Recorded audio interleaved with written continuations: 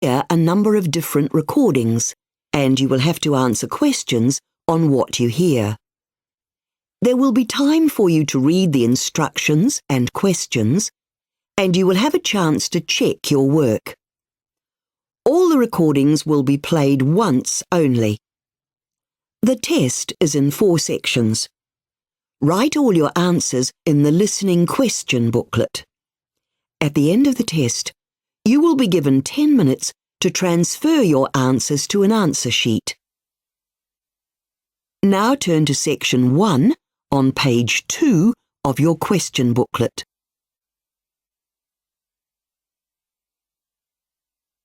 Section 1. You will hear a woman phoning to inquire about sailing courses. First, you have some time to look at questions 1 to 6 on page 2.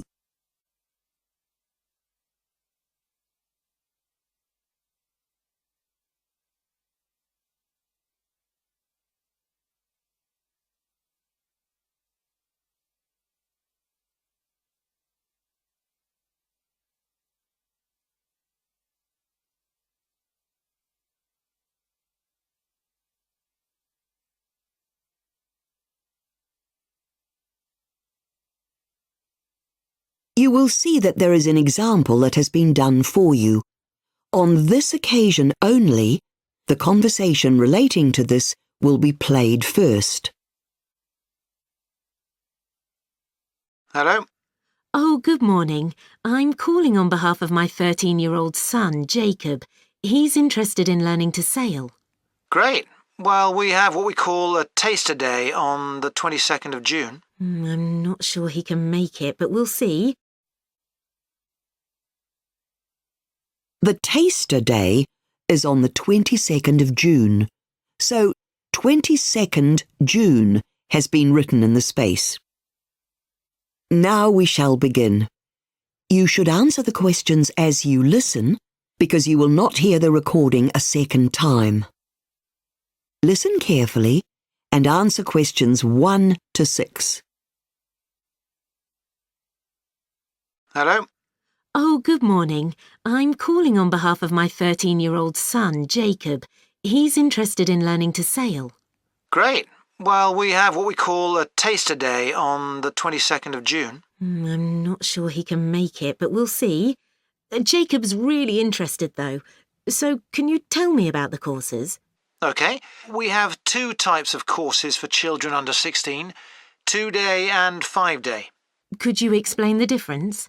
Well, the 2-day one just covers basic techniques in sailing. And on this course, the kids always sail with the instructor they've been allocated. Well, that's good to know. Yeah, and the cost is £65. Oh, I thought it was more than that. I heard it was £125. That's for the 5-day course. OK. I presume that course goes into much more detail? Yes, and from the 3rd day, the kids are given the choice to sail on their own if they want. We use the same types of boat, but we help them learn more techniques, in particular how to manage the boat in a variety of types of weather. I think Jacob would enjoy that course. Do you give them a certificate if they complete the course? Absolutely. We give them out on the final day, which a lot of the kids really like. Great. Could you tell me a bit more about what the children have to bring and so forth? Well, the most important thing is the clothing. It goes without saying that whatever the time of year, they should have plenty of warm clothes, as it can be quite cool out on the water. What about footwear? Do they have to wear anything special? The only rule is that they've got to have shoes of some kind. They mustn't have bare feet. OK. And we suggest the kids pack an extra pair of trousers, waterproof ones. They don't have to wear them unless it starts to rain. Fine. So basically it's just using your common sense. Yes. Oh, and one other thing we do say is that the children mustn't wear jeans, because they get extremely heavy when they're wet. Oh, OK. Before you hear the rest of the conversation, you have some time to look at questions 7 to 10 on page 2.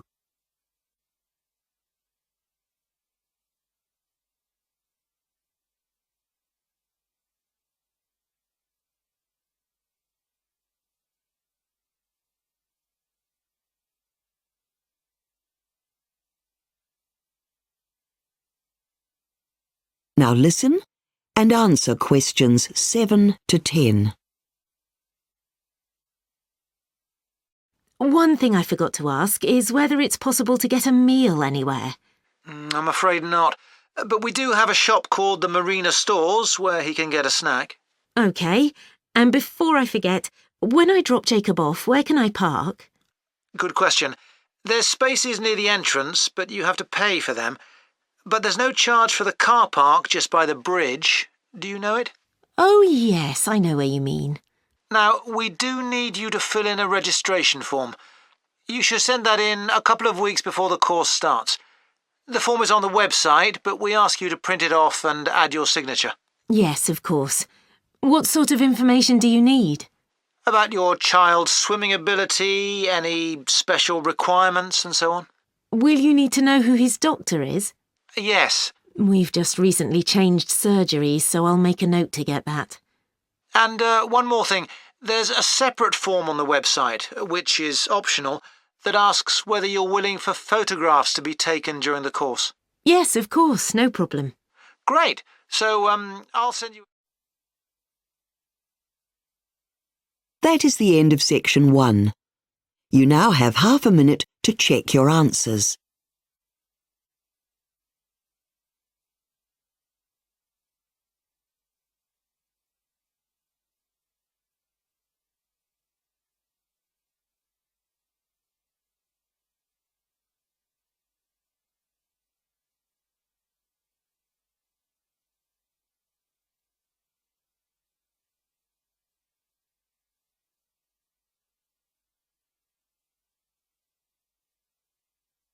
Now turn to section 2 on page 3.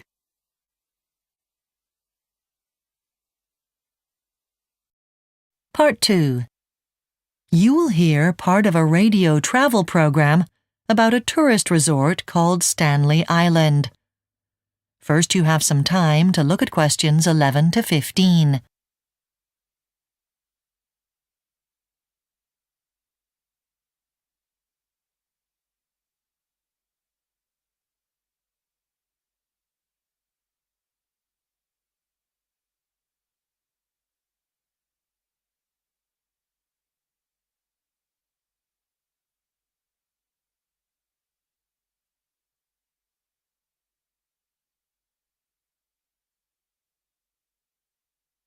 Now listen carefully and answer questions 11 to 15. Welcome once again to the show where we give you travel tips on popular tourist destinations in the Pacific region. And today, our focus is on beautiful Stanley Island. Now, before we get started, a word of warning. The seaplane service to the island was discontinued last week, so for the next month at least, the sole link to the island is provided by the old ferry service, since plans to run a hovercraft service to the island have been delayed. So what is there to see and do on Stanley Island? Well, the main tourist areas are on the north, south and east coasts of the island. As far as recreation goes, in the south you'll find several leisure parklands such as Waterworld and Fantasy Island, which seem well equipped and reasonably priced. If it's golf you're after, the 18-hole course in the south of the island is currently being turned into a conference centre. But don't despair, there are 2 excellent courses just 30 minutes away on the east coast. The south of the island has many large resorts and hotels, with plenty of children's activities and clubs. This part of the island caters mainly for those seeking luxury to medium-class accommodation, but the east coast has basic apartment complexes with fully equipped kitchens, so that at least you can cook for yourself. For those who like to get back to nature, you'll probably find the south coast rather overdeveloped. The rainforest areas on the west coast are largely inaccessible because of the surrounding mountains, but those on the north coast are within easy reach, and a local agency runs guided treks through the jungle. If you're into water sports, all of the areas have something to offer. Before you hear the rest of the program, you have some time to look at questions 16 to 20.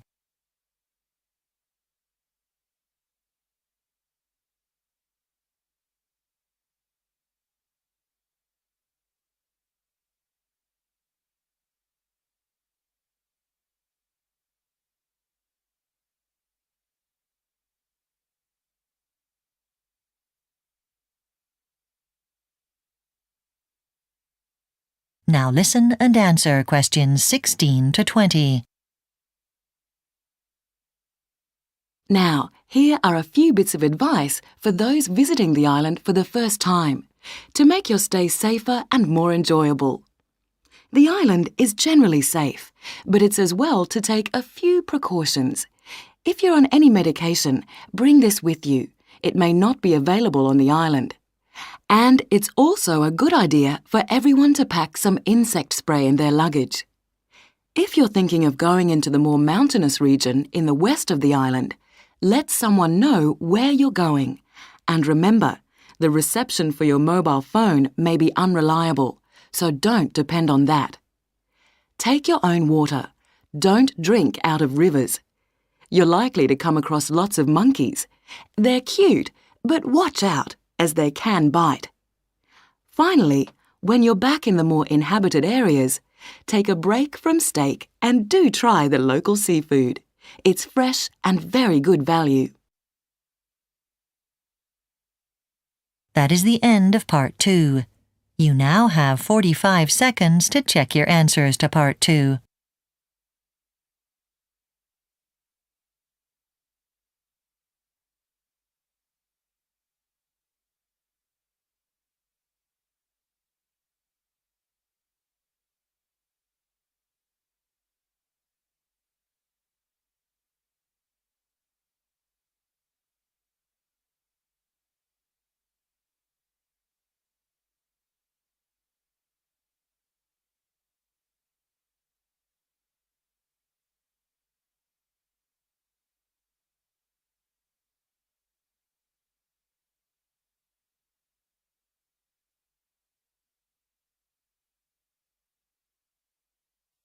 Part 3.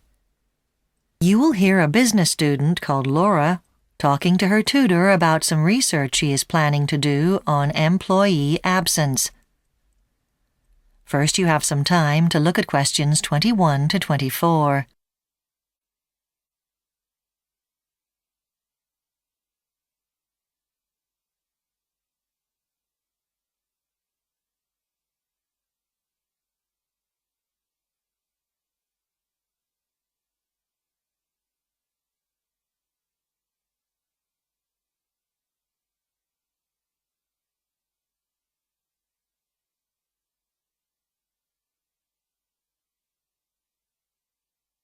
Now listen carefully and answer questions 21 to 24.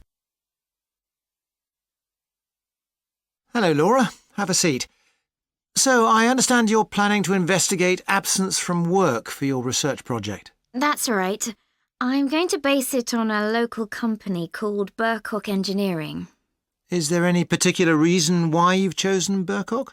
Well, I'd originally thought of asking another company, FG Engineering, because I did my placement there and I knew the staff there, but the CEO wasn't very keen.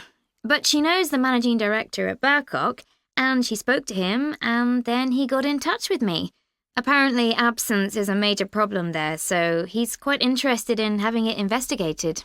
OK. So, my central theme is absence, but I'm thinking of concentrating on long-term absence. I thought that might allow me to give more helpful feedback to the company. If I were you, I wouldn't be that specific. I'd look at absence as a whole. You might get more interesting results. Oh, OK. So what's the main thing you expect to find? Rises in absence rates over time? Not really. Initially, I wondered if workers often take time off without real justification, but I think that'll be hard to determine. So, well, I think I may find that it's something to do with what sort of job the employee is doing. OK. Now, have you thought how you'll get your information? Well, first of all, I need access to the company records. Yes. Obviously, you'll need overall absence figures, though it's unlikely they'll let you have them for individual workers. And you probably won't have access to personal information like when they were born, but you should be able to use anonymous details like the type of work they do or how long they've been with the company. OK. Before you hear the rest of the discussion, you have some time to look at questions 25 to 30.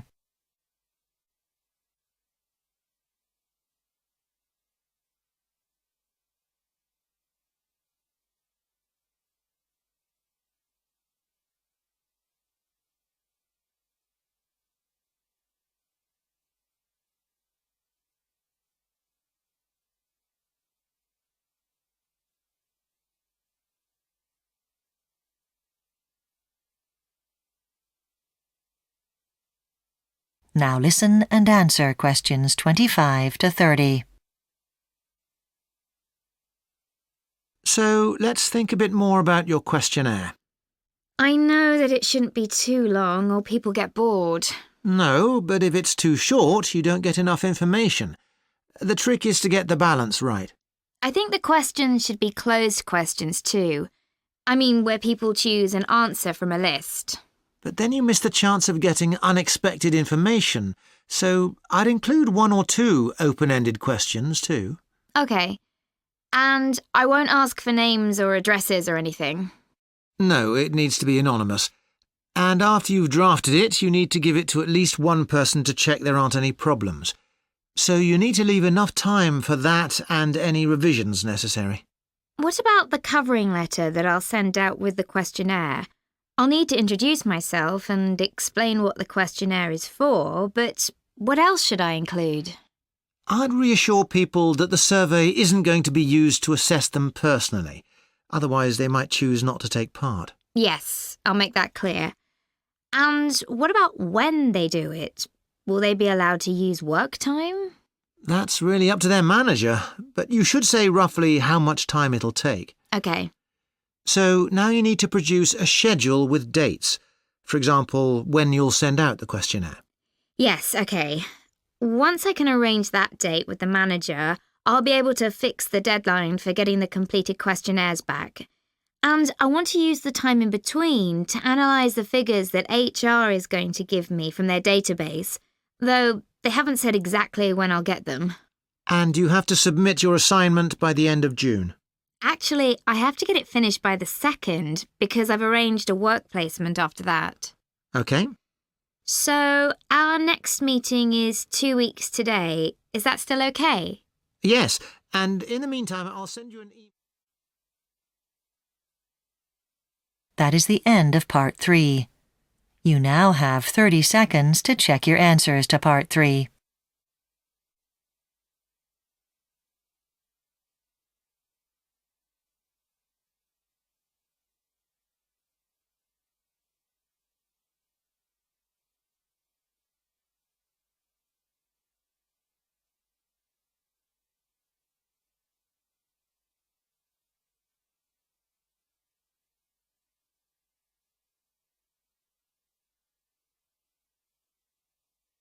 Now turn to Section 4.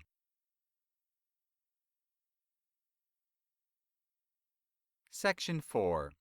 You will hear a lecturer in development studies talking about transhumance. That is the way groups of people move from place to place with their animals. First, you have some time to look at questions 31 to 40.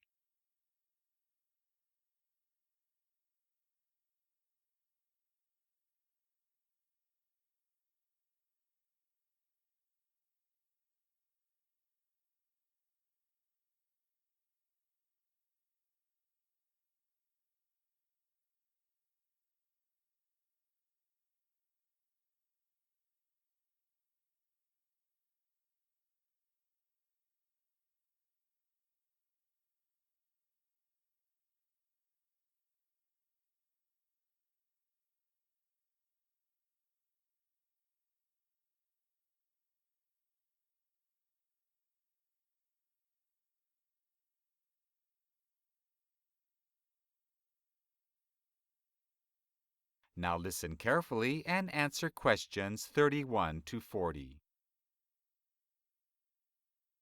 Good afternoon, everyone. Today I'm going to talk about what may be a new concept to you, the movement of people with their herds of animals from place to place. This is known as transhumance. These peoples are pastoralists, and their animals include cows, sheep, goats, horses, camels, and reindeer. Now, researchers sometimes make a distinction between 2 types of transhumance, fixed and nomadic, and talk about various factors which differentiate between them. The first and most important distinction they make is to do with the climate. Fixed transhumance occurs in countries such as Switzerland, where seasons are predictable in terms of weather and timing. Nomadic transhumance, on the other hand, is generally practiced in areas where climatic conditions are difficult to predict. An example of such a location is Somalia, as the anticipated rains often just don't appear. Secondly, researchers sometimes look at the type of journey that pastoralists make, their movement.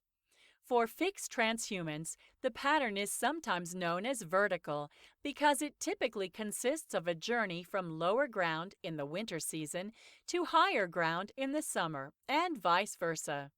In the wild, of course, animals frequently follow these kinds of migration patterns themselves.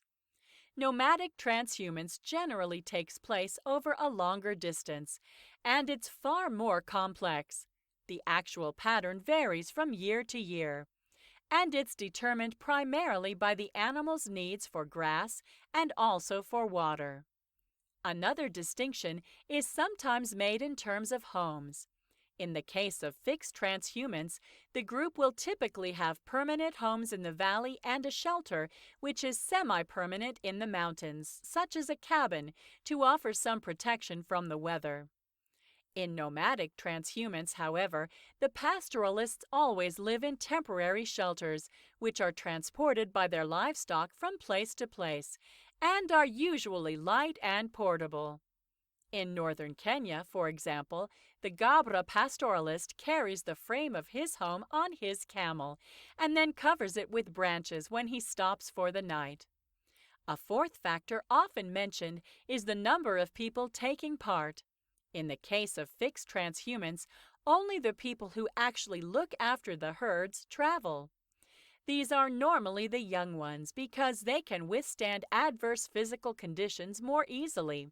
By contrast, in nomadic transhumance, the whole group moves with their livestock. The last points of comparison often made by researchers are diet and goods. In fixed transhumance, those who do not move from the valleys often start working as farmers, cultivating the land. They build up contacts with other communities, and in some cases, they may also trade animals for grain. In nomadic transhumance, there are fewer contacts. The group are generally regarded as providers of all their own needs, and they obtain food such as cheese and meat and also their clothing from their herds.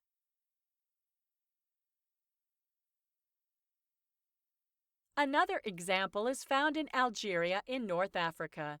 To see how far this model applies to transhumance there, fixed transhumance from valley to mountain pastures is common in the area, but some recent pastoralists also take their herds on longer journeys at the end of spring, from the Sahara in the south to the plains in the north, where there is more abundant rainfall. They have traditionally assisted local farmers with the harvest, which takes place while they are temporarily a resident there.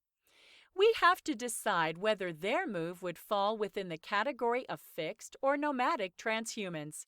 It is true they live in tents, and these are movable and temporary right through the year, whether they are in the Sahara or in the north of Algeria. So, in considering their homes, they appear nomadic. On the other hand, in relation to their patterns of movement, they do not. They drive their livestock through the same passes and mountains each year, which suggests fixed transhumance. Here, in fact, we have a case showing some features of both types of transhumance, which we might more precisely refer to as intermediate. This all goes to show that you should treat every theory with great care, and not force your case history into a model if it doesn't fit.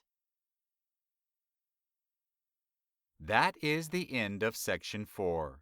You now have half a minute to check your answers.